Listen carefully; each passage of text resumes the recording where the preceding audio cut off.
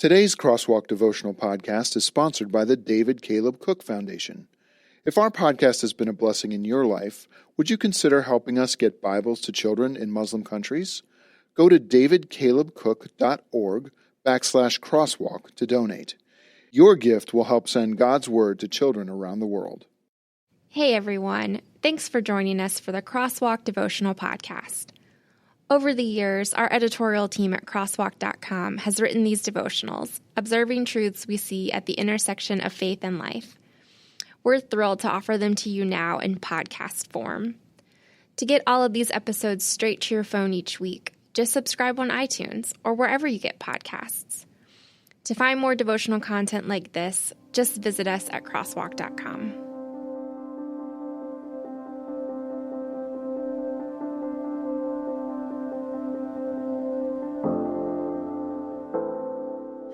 The Perfect Heart by Megan Kleppinger, read by Ellie Johnson. But the Lord said to Samuel, "Do not look at his appearance or at the height of his stature, because I have rejected him. For God sees not as man sees, for man looks at the outward appearance, but the Lord looks at the heart." 1 Samuel 16:7. I have made a very important decision, I announced to fellow editors Sarah and Sean shortly after arriving to work. Piqued curiosity gave way to undivided attention, so, with the stage set, I continued. I have decided to marry A, an Englishman, or B, an American willing to live in England, or C, an American willing to put on an English accent for the duration of our marriage. My coworkers responded exactly the way I hoped they would, and the way I needed them to so I could write this devotional. It was meant to be a somewhat humorous declaration because everyone knows I'm an Anglophile.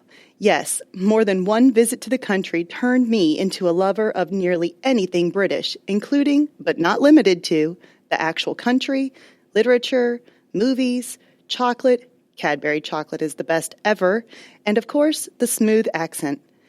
I did get a laugh or two in response, and, in reference to my seemingly juvenile and superficial decision, I was asked jokingly, "So when will you be turning 18? Poor Sean, he walked right into my trap. How, I asked, is this any more superficial than someone saying, I won't date anyone shorter than 5'9", or with brown eyes, or younger? He agreed and mentioned the human habit to create wish lists. We do that, don't we? We create lists, have ideals, and look for what we think would be the perfect candidate, whether it be for a marriage, a friendship, or a position for a job that needs to be filled. Once upon a time, back in college, I created my perfect guy list.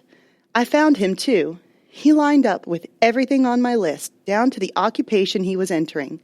Not only was he a Christian and genuinely nice guy, he was what I had dreamed about, the right hair color, height, and age, too.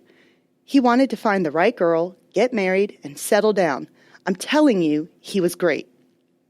You won't believe this, but I broke up with him. This wonderfully perfect young man who literally made the list bored me to tears. The lesson God taught me was twofold.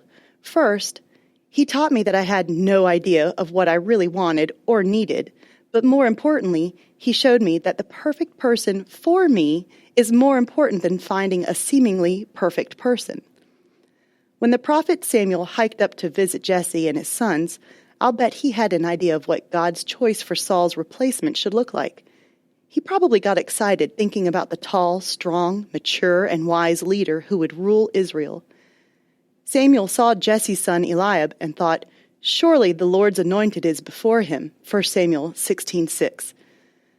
That is when the Lord shared with Samuel, do not look at his appearance or at the height of his stature, because I have rejected him. For God sees not as man sees, for man looks at the outward appearance, but the Lord looks at the heart. God was looking for the right heart, not the right body.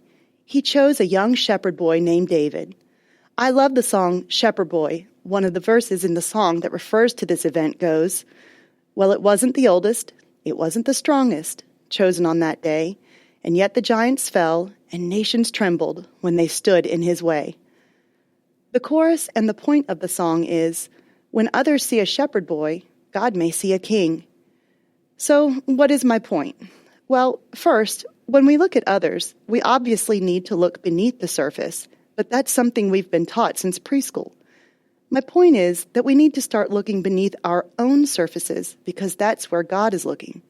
There was a time I was up for a position that I was excited about and had the heart for, but I knew I wasn't qualified and that there were better candidates. I was chosen, however, and went into the job feeling the weight of intimidation and inadequacy.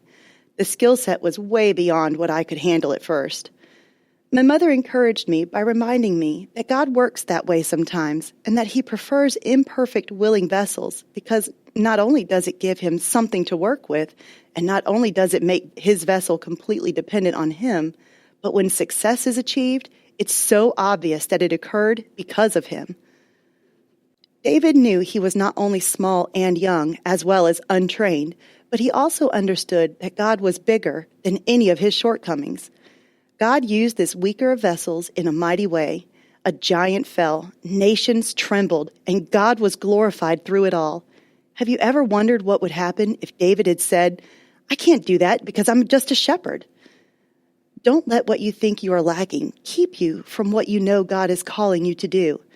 There may be gaps in your skill set, but if you have the willing heart and workable spiritual desires, He will fill those holes with Himself.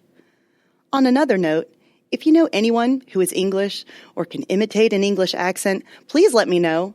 Just kidding, of course, I think. Intersecting faith and life. Remember that God will equip you for whatever He has called you to do. Pastor and ministry leader Adrian Rogers once wrote, "There are two things that form the vessel, the touch of the Father's hand and the turning of the wheel. The wheel represents the circumstances of our daily lives. God sees to it that our lives revolve around certain events, and the whole time God is touching our lives and making them what He wants them to be." For further reading, check out 2 Timothy 2:21. Hey listeners, thanks for joining us for the Crosswalk.com devotional podcast.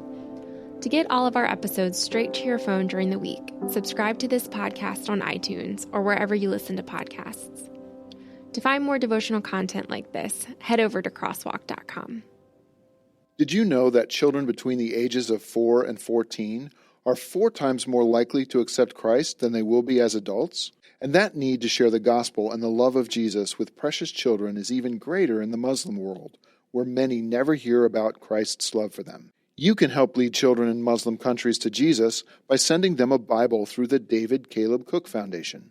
Your gift will send a colorful comic-style action Bible that connects with kids so they can know the hope of Jesus. So please, give your best gift today at davidcalebcook.org/crosswalk and watch as God transforms these children to transform their world.